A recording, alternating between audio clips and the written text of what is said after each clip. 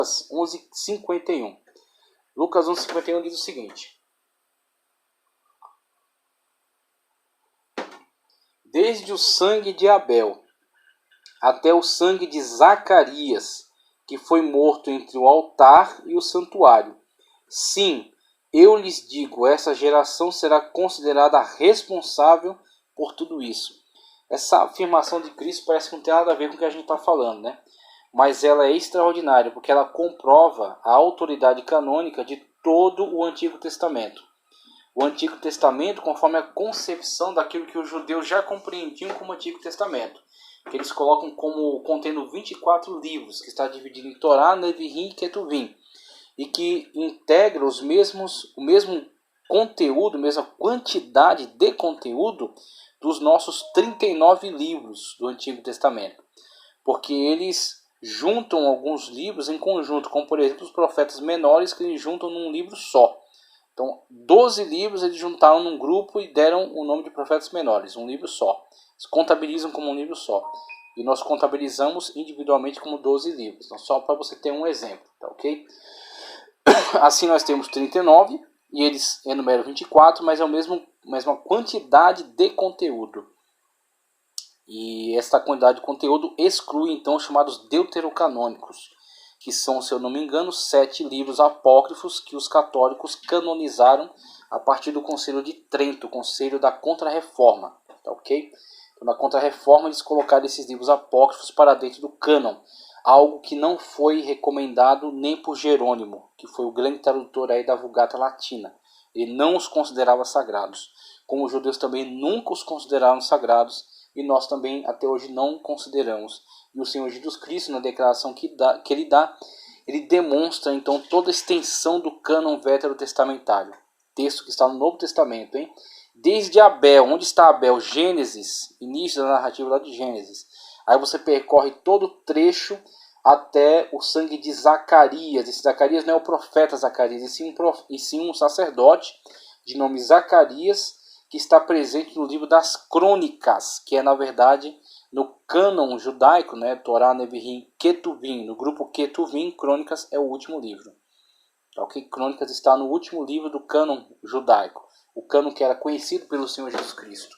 O Senhor Jesus Cristo também cita lei, profetas e salmos, que também é outra forma de citar todo o conteúdo veterotestamentário. Então o Senhor Jesus Cristo cita um personagem do início do cânon veterotestamentário e outro no final do cânon veterotestamentário, tá certo? Comprovando toda a sua autoridade canônica. E essa comprovação está no Novo Testamento, palavras do Senhor Jesus Cristo. Outro texto importante para a questão canônica é João 21, 24, 25. Este é o discípulo que dá testemunho dessas coisas e que as registrou. Sabemos que o seu testemunho é verdadeiro. Jesus fez também muitas outras coisas. Se cada uma delas fosse escrita, penso que nem mesmo no mundo inteiro haveria espaço suficiente para os livros que seriam escritos. Evangelho de João, capítulo 21, versículos 24 e 25. Com isso nós temos que o conteúdo que chega até nós é o conteúdo suficiente para a nossa salvação. É o conteúdo suficiente para a nossa salvação. Mas não necessariamente é toda a extensão daquilo que foi dito e foi realizado por Cristo Jesus. E aí temos João dizendo claramente, né, com suas palavras, descrevendo essa realidade, que a obra dele foi extraordinária, a obra dele foi imensa, e o que chega até nós é o registro daquilo que o Espírito Santo de Deus inspirou a registrar e a comunicar, né, e chegar séculos depois até a igreja que está na atualidade, o que é suficiente para a nossa salvação. Comprovando toda a canonicidade do extenso texto, tanto vétero quanto neotestamentário, né? Segundo a carta de Pedro 3,16 diz: ele escreve da mesma forma em todas as suas cartas, falando nelas desses assuntos. Suas cartas contêm algumas coisas difíceis de entender, as quais os ignorantes e instáveis torcem, como também o fazem com, veja, as demais escrituras, para a própria destruição deles. Pedro, falando acerca dos escritos de Paulo, fala que são profundos, são extraordinários e que muitas das vezes são distorcidos por muitos daqueles que não se aplicam corretamente a compreender estes textos, e é importantíssimo porque ele cita os textos os qualificando como demais escrituras. Quando ele fala demais escrituras, Pedro está colocando as cartas de Paulo, o conjunto das 13 cartas de Paulo, que é grande parte do cânon neotestamentário, em pé de igualdade de autoridade com o cânon veterotestamentário, chamado de demais escrituras.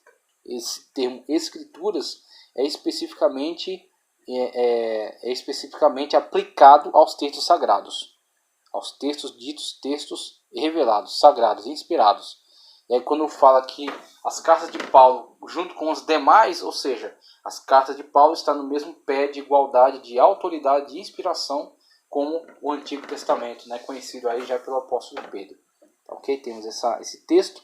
Cito também Efésios 2, 20 e 21, que diz: edificado sobre o fundamento dos apóstolos e dos profetas, tendo Jesus Cristo como a pedra angular, no qual todo o edifício é ajustado e cresce para tornar-se um santuário santo no Senhor. Veja o fundamento, né?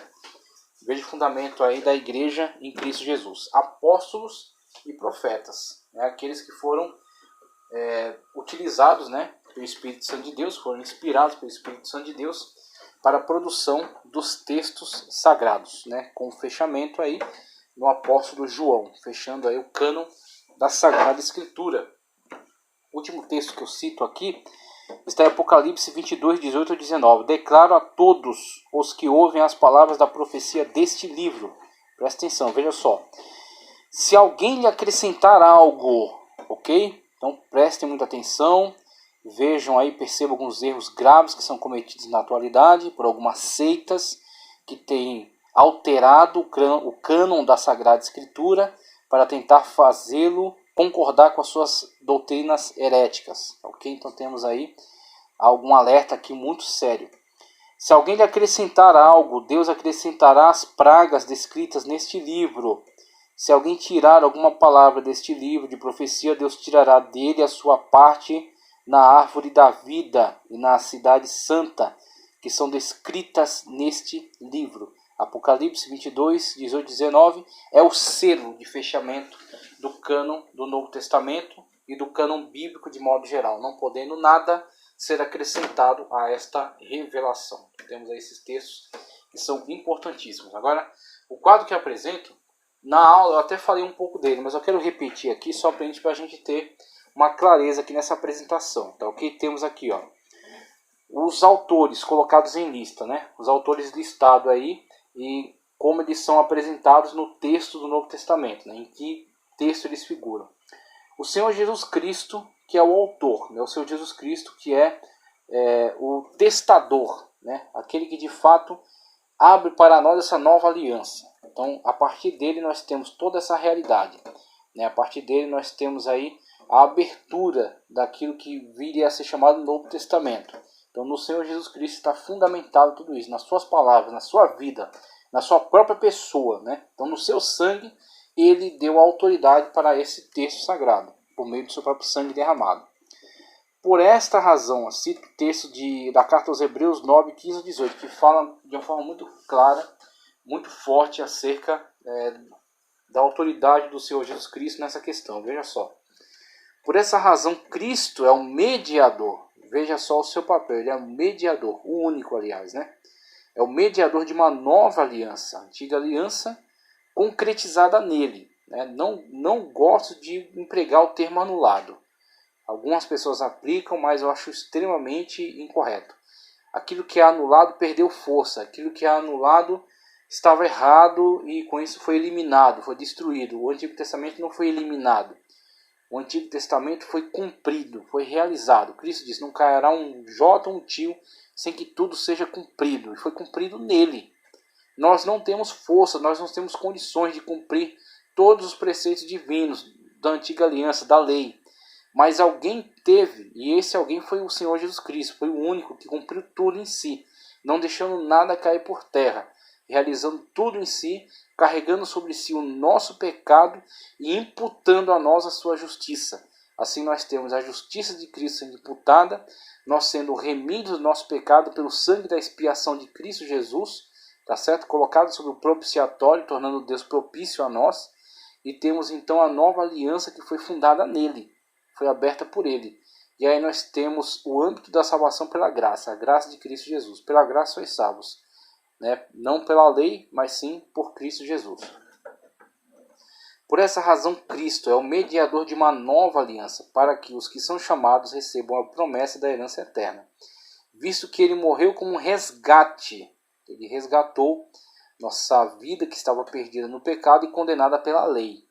Ok? Estávamos condenados pela lei. Cristo pagou o preço por nós, nos restituindo junto a Deus, certo? Nos colocando em condições de ter novamente comunhão com Deus.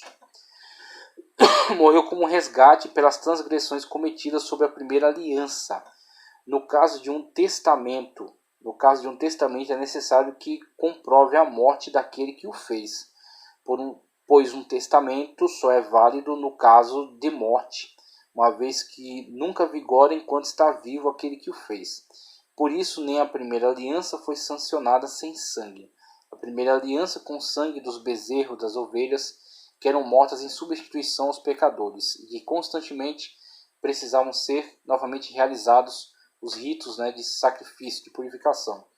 Mas na nova aliança, o sangue do Cordeiro de Deus que tira o pecado do mundo, e que nele só num sacrifício definitivo levou sobre si as nossas iniquidades. Sendo então que temos que sempre retornar a Cristo Jesus como sacrifício perfeito, e não arrumar subterfúgios, mas somente confiar em Cristo Jesus e no seu perfeito sacrifício por nós. Então essa é a palavra que abre todo o Novo Testamento. Tudo está fundado nisso, tudo está fundamentado nesse sacrifício, nesse testador, nesse testamento, nessa nova aliança, nesse sangue derramado de Cristo Jesus. E a partir dele vai haver um desenvolvimento de todo o corpo doutrinário nas cartas, todo o histórico em Atos, toda a profecia em Apocalipse, né? A partir desta verdade, dessa realidade que é o Senhor Jesus Cristo. Então, o Senhor Jesus Cristo, que não foi um escritor de textos, ele foi a própria verdade revelada. Ele foi o próprio Logos encarnado, o verbo feito carne, feito pessoa, né? Conforme João disse, nós podíamos tocar a palavra da vida, que é Cristo Jesus. Ele é a própria palavra encarnada, viva, falante, né? E a partir dele, aqueles que tiveram contato com essa verdade e que seriam usados por ele foram aqueles que tomaram registro então para nos comunicar aquilo que o Espírito Santo queria fazer chegar até nós. E aí temos os escritores. Então, o Novo Testamento, como foi dito na palestra, ele tem alguns escritores, mas um só autor. O autor é o Espírito Santo de Deus, é a autoridade que comprova, né, que comunica, que inspeciona, que produz todo esse conteúdo. E os escritores são Mateus, Marcos, Pedro, João, Tiago, Judas, Paulo, Lucas e um desconhecido que foi utilizado para escrever a carta aos Hebreus. São alguns escritores, mas um só autor. Com relação a Mateus, Marcos, Pedro e João, temos os chamados apóstolos. Os apóstolos que foram levantados por Deus para a construção do texto sagrado. Com exceção Marcos, que não era um apóstolo, mas ele está sendo colocado aqui em lugar de Pedro. Então acredita-se que ele tenha sido amanuense de Pedro, e ele é colocado então aqui como auxiliar do apóstolo Pedro. Pedro que é colocado aqui também como autor das cartas. Então Marcos seria o amanuense de Pedro na produção do evangelho, né, que seria um evangelho, na verdade, que está preservando os ensinos de Pedro, ok? E as cartas de autoria do próprio apóstolo Pedro. E aí, com relação a estes, eu cito Lucas 6, 13 ao 16, Lucas 6, 13 ao 16, em relação ao chamado, né, ao chamado desses que comporiam esse colégio apostólico. Veja, ao amanhecer chamou seus discípulos e escolheu 12 deles, a quem designou como apóstolos: Simão, a quem deu o nome de Pedro, veja aí, seu irmão André, Tiago. Esse Tiago não é o autor da carta, tá certo? De Tiago. É isso que queremos esclarecer também com a leitura desses textos aqui. João, autor aí, 3 cartas, Evangelho, Apocalipse. Filipe, Bartolomeu, Mateus, autor do Evangelho. Tomé, Tiago, outro Tiago, que também não é um autor, tá ok? Da carta. Filho de Alfeu, Simão, chamado Zelote, Judas, que também não é o autor, ok? Não é o autor da carta de Judas. Filho de Tiago, e Judas Iscariotes, que veio a ser o traidor. Lucas 6, 13 e 16, temos aí estes autores, né, de livros sagrados. Evangelho segundo Mateus, autoria aí do apóstolo Mateus. Marcos, segundo a tradição, Marcos foi amanuense de Pedro, o mesmo que escreveu também as 2 epístolas. E João, autor do Evangelho, 3 epístolas e o Apocalipse, no quadro que está em tela. Agora a situação de Tiago, Judas, Paulo, Lucas e o autor desconhecido. Com relação a Tiago e Judas, veja, não é este o filho do carpinteiro? O nome de sua mãe não é Maria? E não são seus irmãos, quem? Tiago, José, Simão e Judas? Mateus 13,55. Acredita-se que esse Tiago e esse Judas sejam os respectivos autores da carta de Tiago e da carta universal de Judas. Meio-irmão do Senhor, autor da epístola e líder da igreja. Esse Tiago, autor dessa carta universal, também seria o líder da igreja que figura lá no primeiro concílio, lá em Atos dos Apóstolos, primeiro concílio aí dos cristãos. Tá ok? Meio-irmão Judas, né? Meio-irmão do Senhor, autor da epístola. Paulo. Irmãos, quero que saibam que o evangelho por mim anunciado não é de origem humana. Não o recebi de pessoa alguma, nem me foi ele ensinado. Pelo contrário, eu o recebi de Jesus Cristo por revelação. Carta aos Gálatas, capítulo 1, versículos 11 e 12. Paulo demonstrando a autoridade com que ensinava, né? De onde advinha então a autoridade com que falava e com que ensinava. De perseguidor da igreja a discípulo